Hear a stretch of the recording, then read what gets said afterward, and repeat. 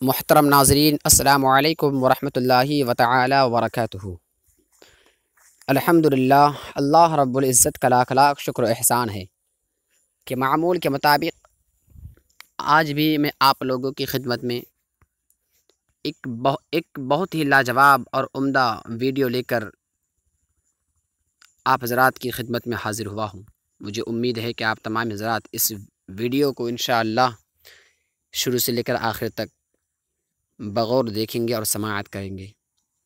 دیکھیے حضرات محترم، میں آپ کو بتا دوں، اس ویڈیو کا جو اصل مقصد ہے وہ ہے وہابیوں کی کتابوں ہی کے حوالے سے، وہابیوں کی سوانح حیات ہی کے ذریعے سے آقا کریم صلی اللہ علیہ وسلم کی علم غیب کو ثابت کرنا۔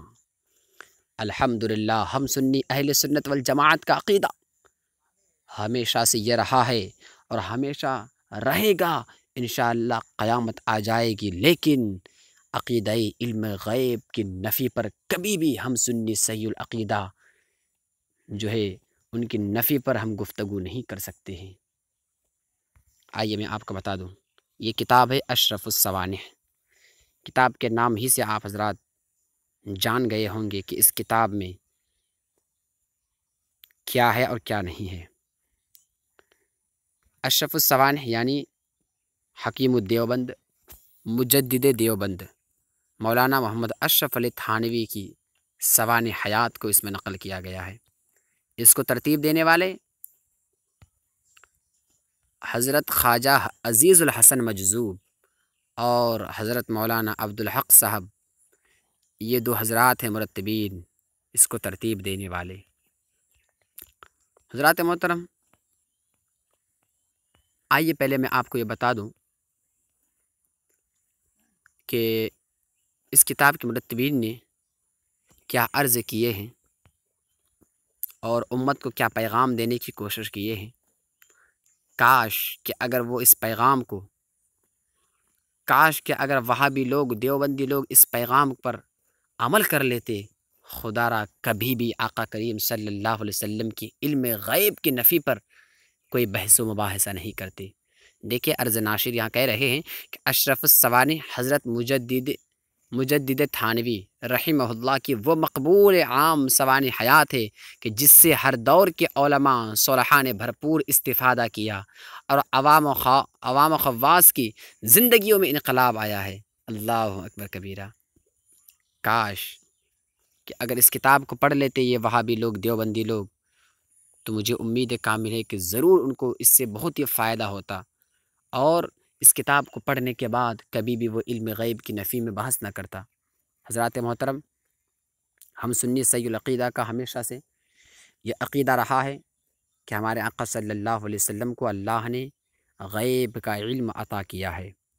وہ الگ بات ہے کہ ہمارے آقا صلی اللہ علیہ وآلہ وسلم کو جو علم غیب ہے، یہ علم غیب ذاتی نہیں ہے، علم غیب عطائی ہے۔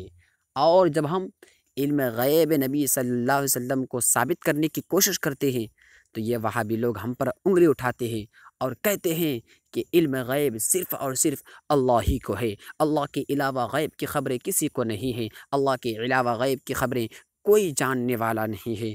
میں ان سے کہہ دوں کہ اے جاہلو، میں ان سے کہہ دوں کہ اے دیوبندیو، اگر تم اپنی جو ہے اسلاف، اپنے بزرگان دین کے سوانح حیات کو پڑھ لیتے تو واللہ کبھی بھی تم علم غیب نبی صلی اللہ علیہ وسلم کی نفی پر کوئی بحث و مباحثہ نہیں کرتا۔ حضرات محترم، ہم کہتے ہیں ہمارے آقا صلی اللہ علیہ وسلم کو علم غیب اللہ نے عطا کیا ہے، اسی لیے ہمارے آقا صلی اللہ علیہ وسلم کا علم غیب عطائی ہے۔ اور علم غیب عطائی یہ قرآن و حدیث کے حوالے سے بھی ہمیں پتہ چلتا ہے کہ واقعی اللہ نے ہمارے آقا صلی اللہ علیہ وسلم کو علم غیب عطا کیا ہے۔ لیکن یہ دیوبندی لوگ لکھتے تو ہیں پر پڑھتے نہیں ہیں۔ اب پڑھیں گے کہاں، سمجھیں گے کہاں؟ پڑھیں گے تب نہ سمجھیں گے۔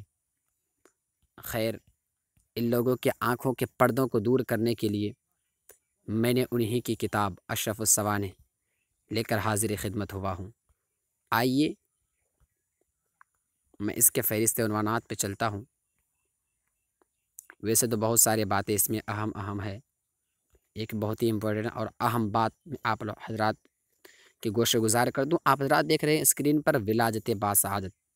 اس چیپٹر میں سب سے پہلے بیان کیا گیا ہے تاریخ ولادت، جو صفحہ نمبر 45 پر درج ہے۔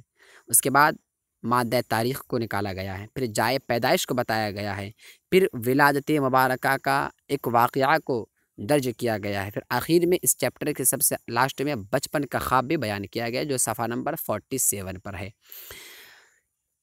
اس چیپٹر میں جتنے بھی باتوں کو انہوں نے بیان کیا ہے، ان میں سے ولادت مبارکہ کا واقعہ ہی آپ حضرات کی گوشہ گزار کرنے جا رہا ہوں، لہٰذا ویڈیو کے ساتھ بنے رہیں اور ویڈیو کو بغور سماعت کریں۔ آئیے ہم چلتے ہیں ولادت مبارکہ کا واقعہ دیکھنے کے لیے، پڑھنے کے لیے، سماعت کرنے کے لیے صفحہ نمبر 45 پر۔ آئیے ہم اپنے سفر کا آغاز کرتے ہیں۔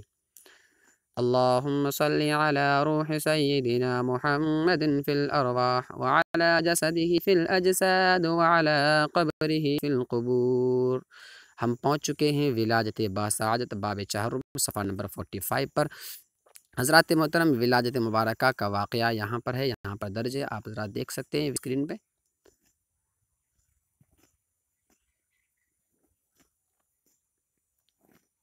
مجھے امید ہے کہ آپ سب حضرات یہاں پر دیکھ رہے ہیں ولادت مبارکہ کا واقعہ۔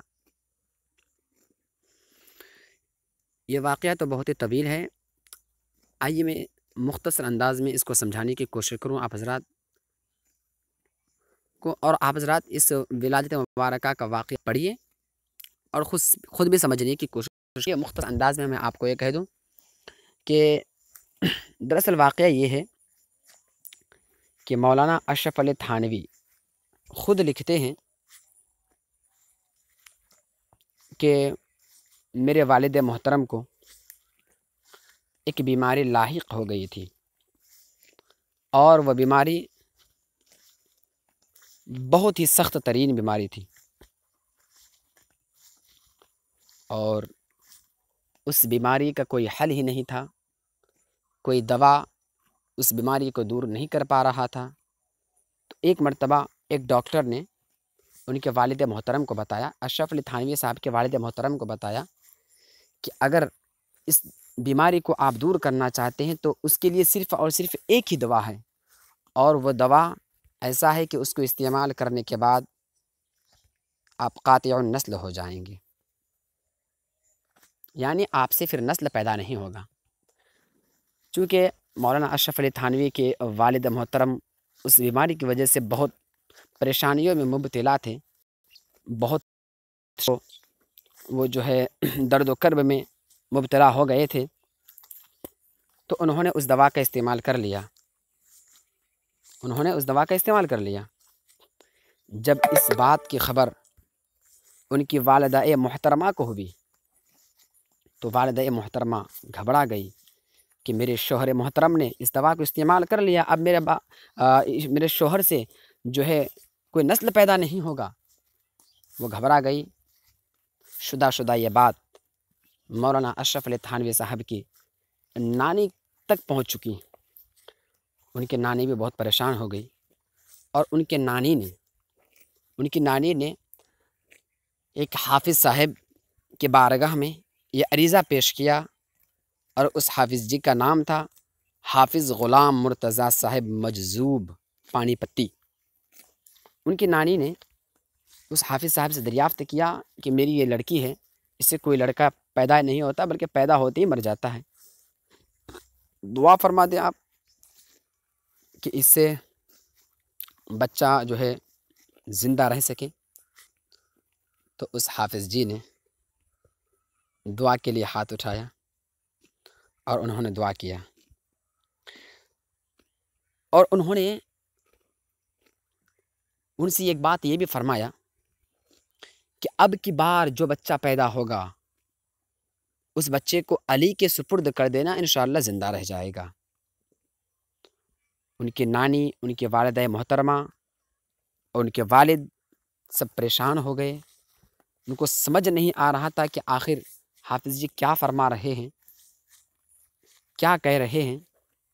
ان کی سمجھ میں نہیں آ رہا تھا، لیکن ان کی والدہ محترمہ جب غور و فکر میں مبتلا ہو گئی تو ان کو پتہ چل گیا، ان کو یہ معلوم ہو گیا، ان کی والدہ محترمہ یہ بات جان گئی کہ حافظ صاحب کا یہ مطلب ہے کہ لڑکوں کے باپ فاروقی ہیں اور ماں علوی ہیں، اور اب تک جو نام رکھے گئے وہ باپ کے نام پر رکھے گئے، یعنی فضل حق وغیرہ، اب کی بار جو لڑکا ہو اس کا نام نانہال کے ناموں کے مطابق رکھا جائے جس کے آخر میں علی ہو۔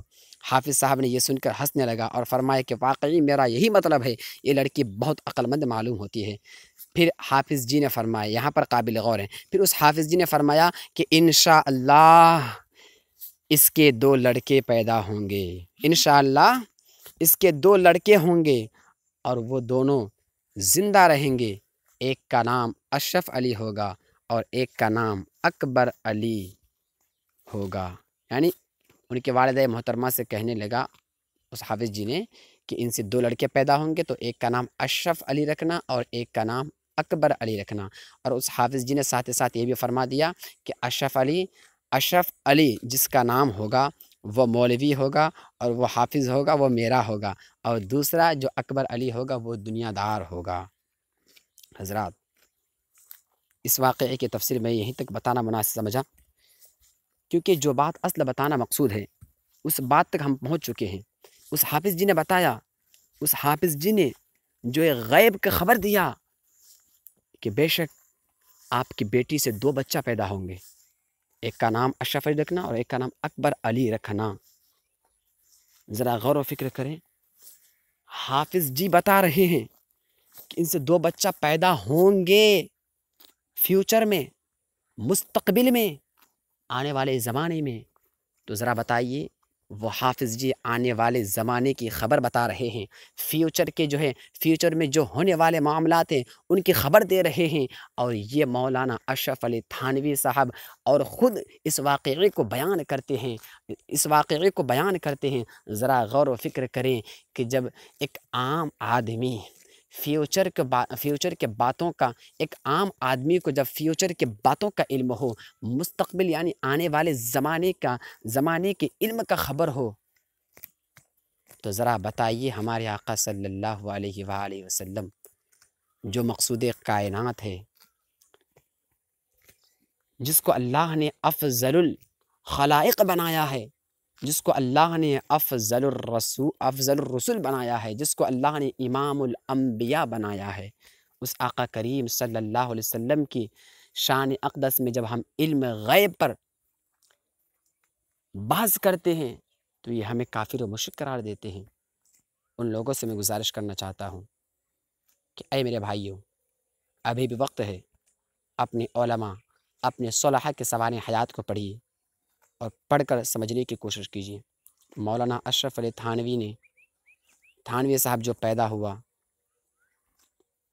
تو پیدا ہونے سے پہلے حافظ غلام مرتضیٰ صاحب مجذوب نے ان کے والدہ محترمہ کو خبر دیا تھا، اور ان کے خبر کو مولانا اشرف علی تھانوی کے نانی جان نے بھی ایکسیپٹ کر لیا، ان کے والدہ صاحبہ نے بھی ایکسیپٹ کر لیا، اور کاش کہ اگر اس واقعہ کو پڑھ کر آپ بھی سمجھ جاتے، آپ بھی پیارے آقا صلی اللہ علیہ وآلہ وسلم کے علم غیب کی نفی پر کبھی بھی بحث و مباحثہ نہیں کرتے۔ اب تو سمجھ جائیے، اب تو راہ حق پہ آ جائیے، اب بھی بول دیجئے کہ اللہ نے علم غیب عطا کیا ہے پیارے آقا صلی اللہ علیہ وآلہ وسلم کو۔ اللہ نے خود فرمایا، بہت ساری احادیث مبارکہ موجود ہے، لفظ نبی۔ آئیے میں اپنی ویڈیو کے اینڈ کی طرف چلنا مناسب سمجھا کہ لفظ نبی جو ہیں اس کا ترجمہ بیان کرتے ہوئے المنجد نامی ایک بہت ہی مشہور و معروف ڈکشنری ہے جو عربی میں ہے، اور اس کے مصنف بھی دیوبندی مکتبہ فکر سے تعلق رکھتا ہے۔ انہوں نے لفظ نبی کا ترجمہ کرتے ہوئے لکھا ہے کہ لفظ نبی کا معنی ہے اللہ کی جانب سے حضرت جبرائیل امین کے ذریعے غیب کی خبروں کو بتانے والا، غیب کی خبروں کو بتانے والا۔ میں امید کرتا ہوں کہ جو نبی کریم صلی اللہ علیہ وسلم کی نبوت کا اقرار کرے وہ کبھی بھی علم غیب کی نفی پر بحث و مباحثہ نہیں کر سکتا، بلکہ میں یوں کہہ دوں کہ جو نبی کریم صلی اللہ علیہ وسلم کے علم غیب کو نہ مانے وہ نبی کو نبی ہی نہیں مانا، اور جس نے نبی کو نبی ہی نہیں مانا وہ مسلمان ہو ہی نہیں سکتا ہے۔ کیوں؟ کیونکہ مسلمان ہونے کے لیے نبی کی نبوت کو بھی ماننا پڑے گا، نبی کی نبوت کا بھی اقرار کرنا پڑے گا۔ آمنت باللہ و ملائکتہ و کتبہ و رسلہ۔ جس نے نبی کو نبی نہیں مانا وہ مسلمان نہیں ہے بلکہ وہ کافر ہے۔ میں امید کرتا ہوں کہ اب بھی سمجھ جائیے، اب بھی راہ حق پہ آ جائیے۔ وقت ہے، وقت ختم ہونے سے پہلے آپ اپنے باطل عقائد سے منہ موڑ کر جو ہے راہ حق کی طرف گامزن ہو جائے۔ مولا کریم سے دعا ہے کہ مولا کریم ایسے باطل عقائد سے جو ہے تمام مسلمانوں کو بچنے کی توفیق عطا فرمائے، اور جو لوگ ایسے باطل عقائد میں مبتلا ہو چکے ہیں ان کو راہ حق پہ آنے کی توفیق عطا فرمائے۔ آئیے میں انشاءاللہ العزیز پھر آئندہ ویڈیو لے کر آپ حضرات کی خدمت میں حاضر ہو جاؤں گا۔ تب تک کے لیے اللہ حافظ۔ السلام علیکم ورحمۃ اللہ تعالیٰ وبرکاتہ۔